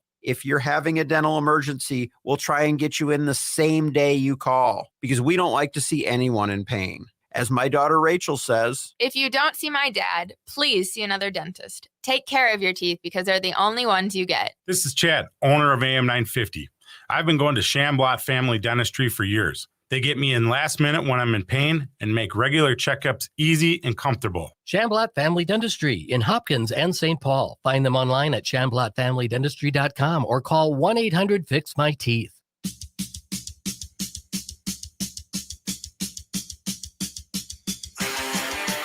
AM 950, the progressive voice of Minnesota, the Matt McNeil Show. 952-946-6205. Brett, do you have to, in your existence, do you have to pay homeowners insurance or anything like that for your property? Oh yeah, I do. Okay. I'm somewhere around, I think like 14. You know, it's something like $14 to $1,600, I think, for a year for me, for our home. On that, there. Do you know how much you pay for a year? I do. Yes. How much? Just get I'm not sharing it on the airwaves. Not going through my personal files. Well, is it less than 1,000 or over 1,000? No, it's less. It's less. Yeah, I'm just. Yeah, well, I'm just okay, you don't have to say that. You're right. I mean, that's wrong. I mean, no, no, it's less. What's your waist size? Right? Yeah. What's your hemline? All right, no. All right. So I'm just putting this in perspective for us because I think you and I are kind of normal people, right? I mean, I live in Hopkins. You live in the metro area. I'm fairly normal people. A little less than 1,000. I'm about mid 1,500, somewhere around there. All right. When it was time for Winter Garden Florida retiree Sue Mayer, 69, to renew her homeowner's insurance this year, her carrier informed her that it was hiking her annual premium already at $3,800 per year by $2,000. I can tell you, I have not faced an increase of that much. No, that's 50. It's almost $6,000 a year for her insurance in Florida. You got to be kidding. I kind of freaked out when I got the letter, she said Sue. She's not the only Florida reeling from this costly insurance. The average homeowner's insurance premium in Florida has increased 100% over the past 3 years. The average cost is approximately You ready? The average cost in Florida is $6,000 per year. That's the average. More than triple the national average, says the Insurance Information Institute. Florida homeowners may see average premiums reach $9,000 next year. Experts say the insurance for properties near the coast can easily top $100,000. And correct me if I'm wrong. I'm not an expert on the Florida insurance system, but don't you need like separate insurance too, specifically to cover some of these natural disasters rather than just your typical, homeowners? I think it's, if I'm not mistaken, you have to have wind insurance. You have to have flooding insurance. You have to have hurricane insurance. I mean, you have to have the whole gamut. And these guys clearly don't have the whole gamut. That's nuts. If you live on the coast. So once again, all you people saying, oh, I hate it here. It's so much cheaper in Florida. We'll let that be a surprise. We'll let the $6,000, you say. That was 4 times what I was paying in Minneapolis. Yes, it was. If they even pay it out. Because let's face it, aren't they down there doing that? It's like, yeah, we can't pay for your damage. That's what I would think too. Like, oh, well, you didn't cross your T's or cross your T's and all that stuff. They'll find some way to throw you off. Yeah. Miami, which is also, by the way, another story about Florida. Miami, which is a hotspot for crypto kings and tech bros.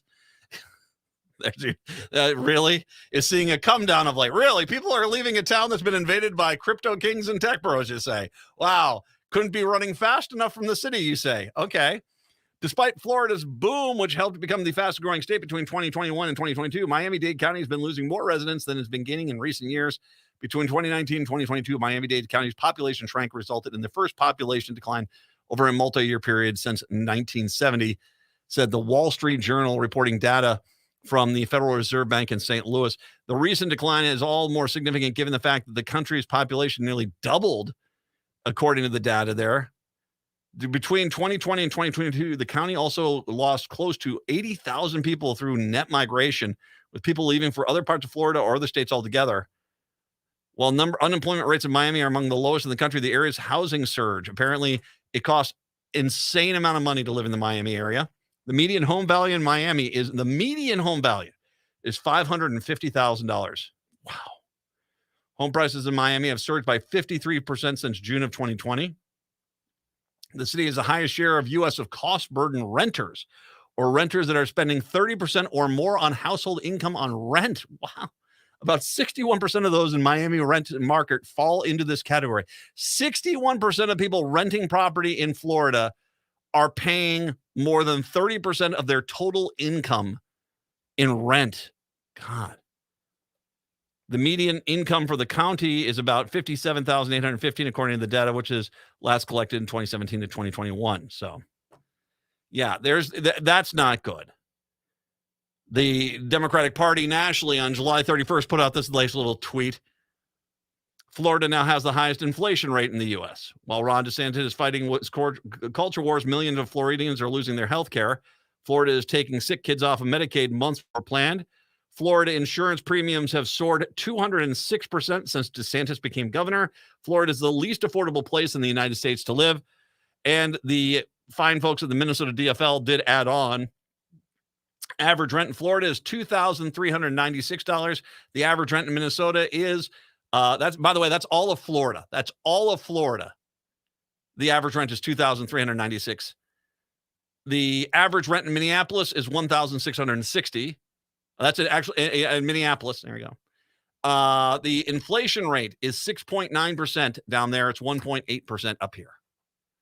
And in Texas, good news, you can always have your power go out during a heat wave and be told you need to pay $4 million to get your air conditioning back on. Or even better, have someone have access to your home thermostat and turn your AC up to 92 and say, not much you can do about it. Go. No, seriously, go. No. You hate it here. You hate it in Minnesota. Oh, it's just a burden. You need to go to Florida. Go, conservatives. Go show us. Put us in our place. Republicans. Put us in our place. Off you go. I'm sure you'll be so much happier not having benefits and services and paying everything you got. Go. No. Or stop your whining, you sniveling little twits. It's one of the two. I'll let you pick. 952-946-6205. Let's take a break. And when we come back, Robert Burrill, kind enough to join us as he is going to be in town playing some comedy this weekend. It's the Matt McNeil Show right here on AM 950.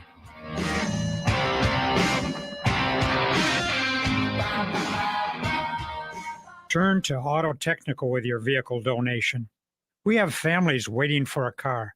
You know, over 85% of unemployed are successful in finding and keeping a job if they have dependable transportation. A car plus a job equals a life changed. 612-919-5526. We have families waiting for a car. 919-5526 or autotech.org. Hi, this is Chad from AM 950. Snap Construction is arguably the most well-reviewed roofing, siding, window, and insulation contractor in the metro. Ryan is so excited about working with AM 950 and our listeners that he wants to help us grow. This is Ryan, owner of Snap Construction. I was friends with Chad long before I started marketing with him. I was a bit skeptical of radio advertising before Chad convinced us to run ads. The advertising's been so successful, we want to help the station grow. We've absolutely loved working with the listeners of AM 950, and we all know how extremely important this radio station is to the community. To help AM 950 grow, Snap Construction will be putting up proceeds to assist the station in marketing on social media. Snap Construction encourages you to follow, engage, share, and interact on the AM 950 social media platforms. Together, we can all work to ensure AM 950 continues to thrive and grow in our communities. We stand by our work with a lifetime craftsmanship guarantee. For a free estimate or more information on our financing, call 612-333-SNAP or check us out online. The Senior Linkage Line is a free statewide service of the Minnesota Board on Aging, helping older Minnesotans and caregivers find answers and connect to services and supports. Questions about Medicare, transportation, looking to move to senior housing, overwhelmed with prescription drug plans? Call the Senior Linkage Line at 800-333-2433 or visit trellisconnects.org, where we help people optimize well-being as they age. That's trellisconnects.org. Are your remote workers putting your company at risk? Not sure what steps to take to secure your data? Hi, Mark Sommerfeld from Rymark. The Rymark team is guiding our clients through these difficult times. In fact, demand has been so high, we created an easy-to-follow guide with the 5 steps to securely work from home. It's yours free. Download our 5 steps to securely work from home now at rymarkit.com or call 651-328-8900 for a no-cost how-to discussion. I love my Toyota vehicles, so when it's time for me to get my service done, there's only one place I go, Rudy Luther Toyota. They know Toyotas inside and out. It starts with them checking your alignment and tire treads with their Hunter Quick Check Drive inspection service. Oil changes, tires, batteries, wipers, no matter what you need done, they can help you with reliable Toyota parts and the best service team in Minnesota. Check out their website, rudyluthertoyota.com, for service and part specials just for Toyota vehicles. Get your Toyota serviced at Rudy Luther Toyota, 394 and 169 in Golden Valley. With your AM 950 weather, I'm Brett Johnson. Look for sunny skies today with a high near 92. Tonight, partly cloudy with a low around 68. And Friday, sunny with a high near 87. Get paid to upgrade. Warner Stellian will buy your appliance for $50 during our trade-in sale. No one else saves you more time, from shopping to free professional delivery like Warner Stellian. Put us to the test. Shop Minnesota family-owned WarnerStellian.com. I'm all right. Nobody but about me. AM 950, the progressive voice of Minnesota. It's the Matt McNeil Show.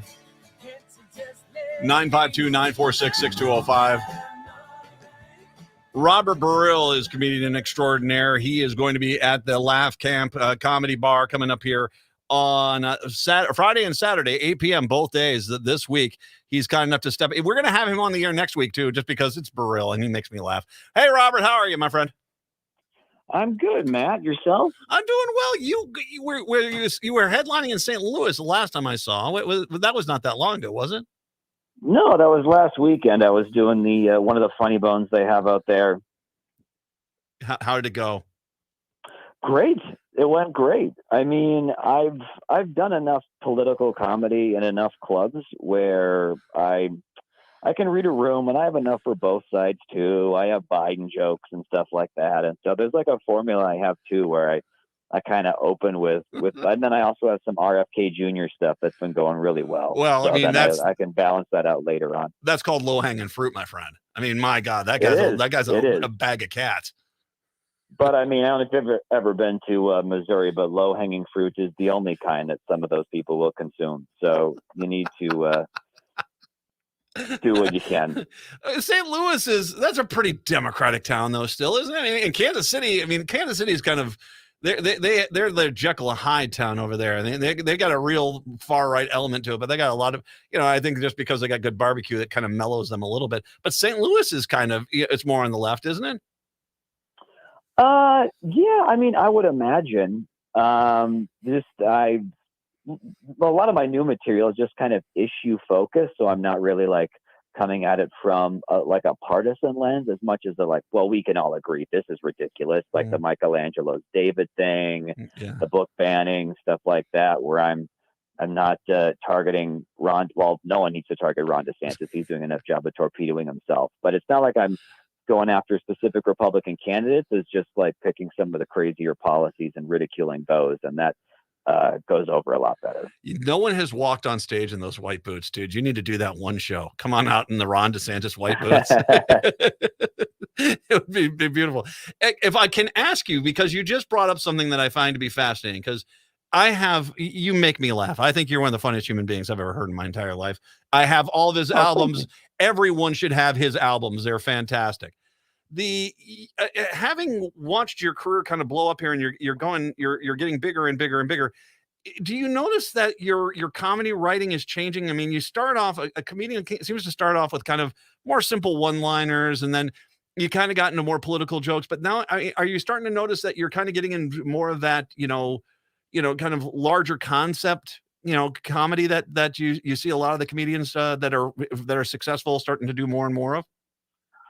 I will say that I think my writing has gotten much more thorough in that while I still do the occasional one-liner, I think if it's more of a bit that's political or topical or something like that, I think I've gotten a lot better at digging deeper beneath the initial jokes to find a more interesting or edgy or compelling kind of a through line or a nice like thought pattern to follow through that ends up being probably a bit more controversial. But as I've developed as a writer, I think I've also developed more as a performer to kind of have the courage to not be afraid to lose some of the audience by saying something that I might not even believe, just doing it ironically to kind of provoke them and stuff, and just to get a reaction. And one of the things I think is missing from comedy is just like the ability or willingness to just do something a little outrageous for the sake of like, okay, yeah, like it's no fun if I go up here and I just say stuff that everybody agrees with, because then it's like, what are we doing? So it's fun to kind of like poke and prod him a little bit. And I'm a big fan of Bill Burr, and I know he does that a lot too, where he'll go off on a rant for 6 or 7 minutes, and then like the next 7 minutes just completely contradicts everything he just said. Like, yeah, but I could see. And so the more I've done it, the more I've learned that you're a lot more successful if instead of, going up there and saying, well, this is the right answer, you just go up there and go like, well, we can all agree this isn't the answer. And it's a much more unifying approach, regardless of what the individual audience member's political beliefs are. Does it make for better writing? And obviously there's a writer strike going on right now that is out there. But when the strike is over, in Jimmy Fallon's case isn't a bad thing. I certainly miss Kimmel and Colbert, but I mean, Fallon, that is not a gaping hole I need filled anytime soon, is the lack of Jimmy Fallon content. Have you noticed, because what you described there, I mean, it's kind of the genesis of a comedy writer for films or movies and stuff like this. I don't know. Have you done much of that? Have you thought about doing something like that? I mean, if you're getting to the point where you're writing out comedy material, you are doing right now, I think the next logical step would be writing for TV, writing for a movie or something. Yeah, I've written some spec scripts and some pilots and stuff, and haven't heard back. And I stand-up really spoils you because of that instant gratification, where if I think of a joke during the day, I can go to an open mic or one of my shows, and then like I just know like, okay, is there something there? Is there not?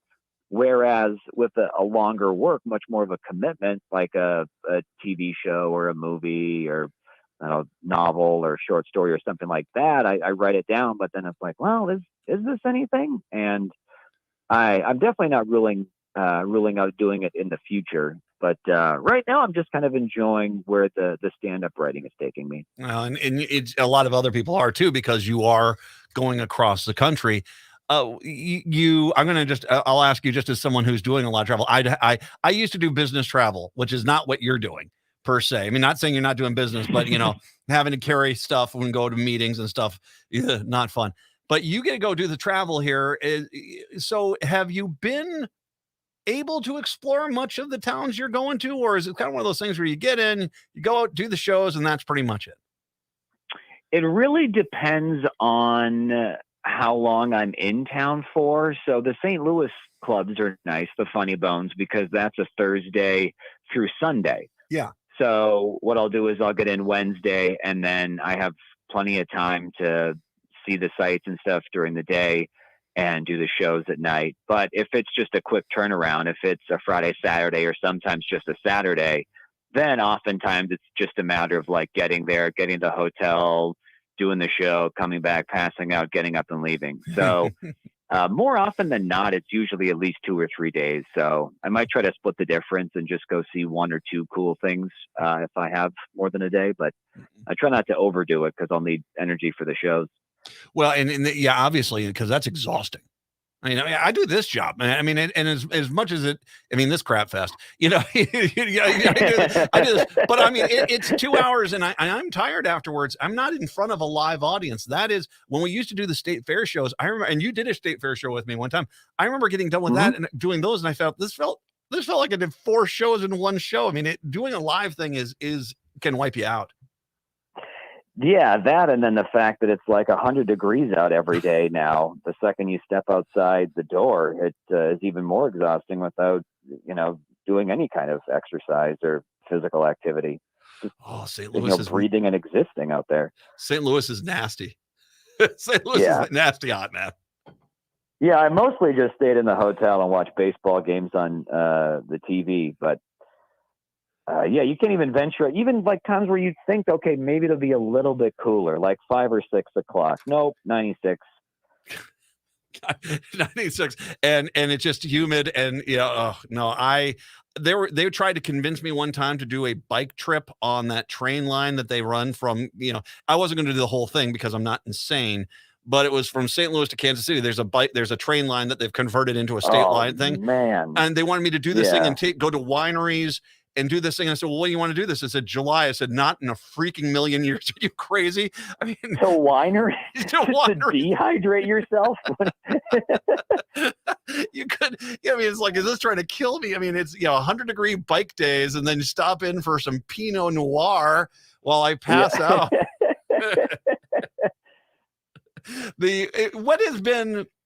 Is there been something where you have been able to go out and visit it and you're like, okay, this is cool? I'm glad. Obviously St. Louis, you get the arch there, but in any of these towns that you've been in, was there a park? Was there an attraction that you went there and it's like, okay, yeah, I need to come back to this. This was good. Well, so I was in St. Louis last week doing the Funny Bone, but the week before that, I was just doing like a little vacation with my family, seeing different ballparks and stuff. And we drove through Springfield and I saw the Abraham Lincoln Presidential Museum and Library, and that was really cool. Okay. That was, in fact, even afterward, we were just talking, we all kind of agreed, my mom, my dad, my brother, and I, like we saw 4 baseball games. We saw the Braves play. They were on the road. They were playing Milwaukee. The Cubs and Cardinals, all these teams were like, but the Lincoln Library and Museum was just so cool. They really take you through his life. And there's this exhibit where it's the Emancipation Proclamation, and they have the statue of Lincoln and the proclamation's like in front of him. And as you walk through it, they have these different layers of like transparent glass or whatever, but it's like images of people's faces on them. And they're all talking at the same time, all saying whether or not he should do it and giving the different reasons. So it's pretty overwhelming because it like really puts you inside his head of just hearing like, no, you can't do it. It's gonna, we still want to patch things up with the South. Yes, you have to do it right now. You should have done it yesterday. And they're all talking at the same time, and it's pretty powerful. Well, it's that because I'll give you another one. Gettysburg. Gettysburg is worth the price of admission. If you get that, you don't need to do the tour. You just get the audio tour that you can just buy at their gift shop, put it in your car. Or get it on your iPod now. I just dated myself. Anyway, get your 8-track out and pop it on in, and you'll take you around to all the sites, and it's good. But at the same time, we know who we're rooting for there.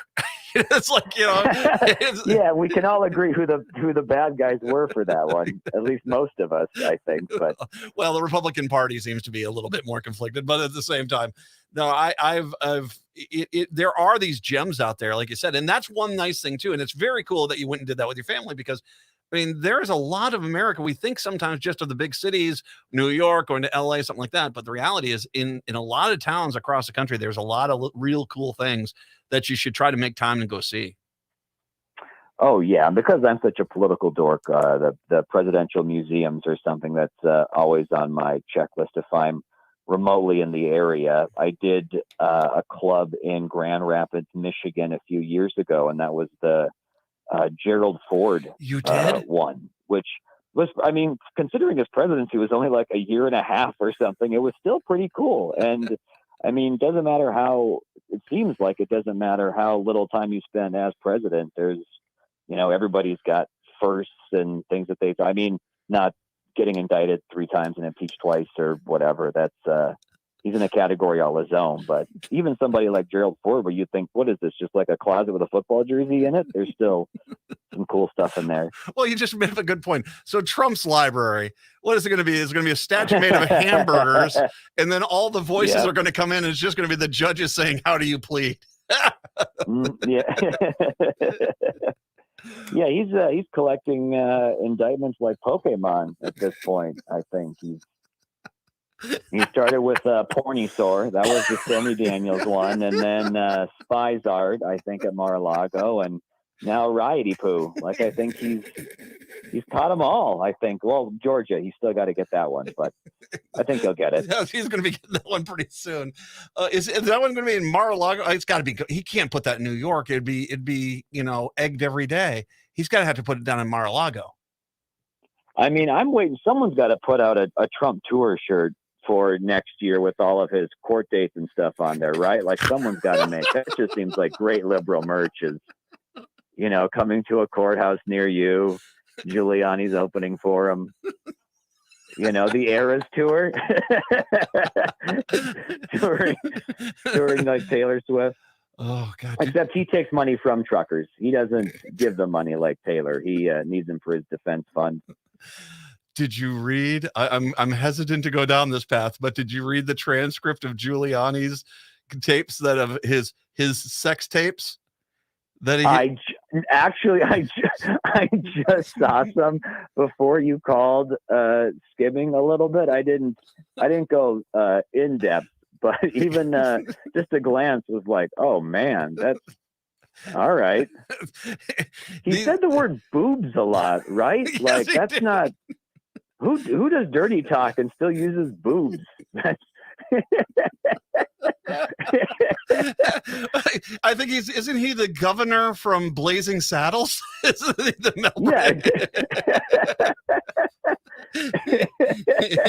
like even his dirty talk just sounds like a teacher from the like, hey, you boobs, get to class. Like, it isn't even sexual. It doesn't seem like. Well, and it's also in that high pitched Giuliani boobs.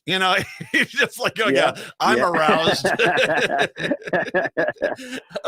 It's unbelievable. Like, did we reach this point as a country where you have a former president that's got like 4 different trials going on next, and is still probably going to get the nomination? Oh. Well, and at the same time, the Republicans, I mean, you have this, I mean, pretty much everything he's been charged with, he freely has admitted doing, for goodness sakes. And yet the Republicans are saying, here's another naked picture of Hunter Biden. It's like, for a party, as homophobic a party as they seem to be, they definitely don't mind passing around nude photos of Hunter. Well, we had a Representative Omar on last hour, right? And she said, can you imagine the poor, assistant in Marjorie Taylor Greene's office that got that job for the day? I need you to blow up some images for me. Yeah, the statue of Michelangelo's David, that's pornography, but a nude photo of Hunter Biden, well, we can pass that around. That's just good political satire. That's a Christmas card right there, yeah. Happy hurting holidays. Anybody. Yeah. It's funny how Biden gets more corrupt with each new Trump indictment, right? Like, that's how they can't pick a way to go after him, because at first it was the it was like, oh, he's a vegetable. Well, he's clearly not. He's outwitted you on most budget stuff. And then it's like, okay, well, is he a vegetable or is he like the most devious crime lord in history that no one can get anything on? Like you can't be both of those. Well, and they've gotten to so pathetic with him is now they're attacking him. Look at him. He's laying on a beach on a vacation. And you're like, really? This is your grand attack. Oh, he ate a different kind of ice cream. How dare he? They're so desperate to turn anything in there because they realize that I don't think this appeal of the indictments is going to last. I think by the time we get to next year, I think Trump, I'm not saying he's going to fade. He's always going to have his fan base, but I don't think it's going to necessarily nearly be the selling point they think it is come election time next year. Yeah, I mean, as much as I'd like it, I don't envision him spending any time in prison. I mean, if he does, that's great. But I feel like he's so much more toxic in a general election than he is in the primaries, obviously, because it's not just Republicans that are deciding it, where I would like to think that it won't be as close as it was in 2020, if indeed we get the Biden-Trump rematch. That no one seems like it reminds me of the Dark Knight quote where it's like, it's not the rematch we want, but it is the rematch we deserve as a country. Like we don't deserve any better than this. I mean, this is who we have. And Trump, he's running away with the nomination. Every indictment, he just gets stronger. And it's going to be real fun in the debates when Chris Christie is the only one who's actually going to attack him, which makes everyone else on that stage race to come to his defense. And then it's like, well, what are we doing here? I got to tell you, we had a moment when I was up at the cabin. We had everyone together. We were having a few drinks. I put on Not the Time, your album from 2022. We listened to it and laughing our cabooses off, man. Beautiful stuff. Oh, thanks, man. I appreciate it. Well, I got a bunch of new stuff for anyone that has heard the albums. It'll be different stuff at Laugh Camp this weekend. So you're at Laugh Camp this weekend. It's tomorrow and on Saturday, 8 p.m. I'll put the links out there. It's camp-bar.net is where you'll find the information about that. I'll put all the links out there. And Robert, you're coming back next week, right? Yeah, I got some more shows next week as well in the Twin Cities area. So I'll be on next week to plug those with you as well. All right. Laugh Camp tomorrow and on Saturday. Robert Burrill there. Robert, as always, my friend, you're welcome back anytime. Thank you very much. I appreciate it. Okay. Hey, thanks for having me, Matt. I'll talk to you next week. You bet. Robert Burrill. I could make him a weekly. Easy. The Pokemon names, man. We'll take a break. Come on back and wrap up the show for a Thursday. When we do return, it's the Matt McNeil Show on AM 950.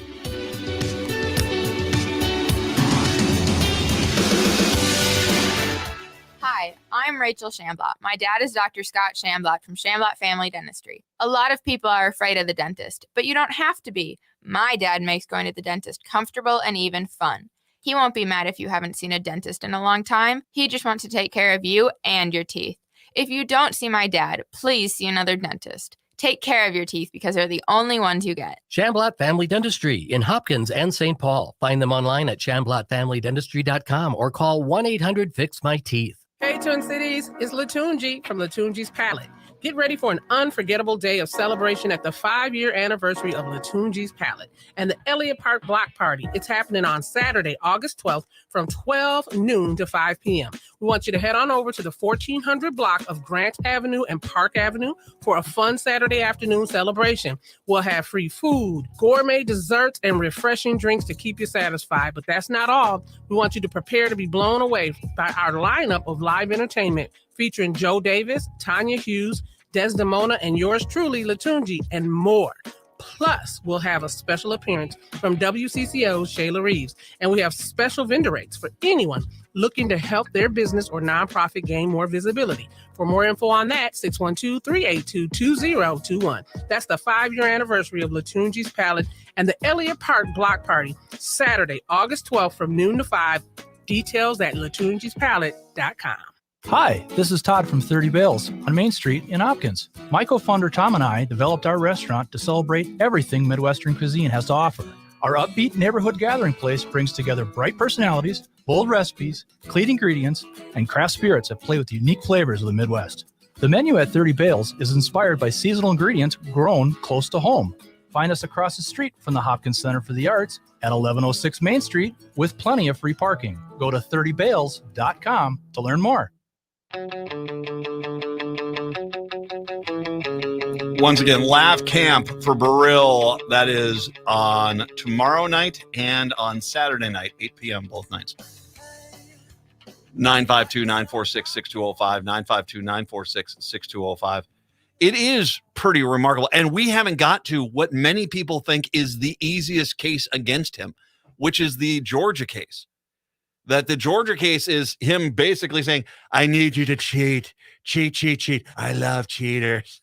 I'm paraphrasing, but not by much. I'm not paraphrasing by much. Cheaters are the greatest. I love them. Wow. Anyway, yeah, it's we are in a time here. I mean, one of the things I didn't get a chance to talk to Ilhan Omar about is that this is a time in this country's history which in 100 years, in 200 years, in 300 years, we are going to have people who just study the basically post-Obama era in American politics. And the president that tried to overthrow the country. I mean, Rachel Maddow had an exceptional little piece where she talked about this was a violent attempt to overthrow. They wanted to send the military in to take over our cities. Really scary stuff. It is remarkable. Anyway, more on this to come because the charges keep rolling on in. So I am off tomorrow. I am off on Monday. I'll be back on Tuesday. Todd Mickelson, our good friend Todd's going to be filling in both those days, correct? That is correct. All right. It's, this is the thing. I can leave. Todd's fantastic. So you're going to get, probably a better show than I get. Let's be honest with it. Have you listened to this? Todd Mickelson and tomorrow, Todd Mickelson and on Monday. I am back on Tuesday. Have a fantastic weekend wherever you are. Native Roots Radio, I'm Awake. That crew is up next. Have a good one. Till Tuesday. See ya. Hey, it's Tom. Fossil fuels continue to have negative impacts on our environment. Luckily, there are more ways now than ever to use renewable energy in your home or business. All Energy Solar offers smart energy solutions like custom solar paneling, electric vehicle chargers, and energy storage. Solar panel systems can last for decades, meaning you can help the environment and cut back on electric bills for years to come. There are incentives and rebates available to most people who install solar energy, too. Last year, the federal solar tax credit increased to a 30%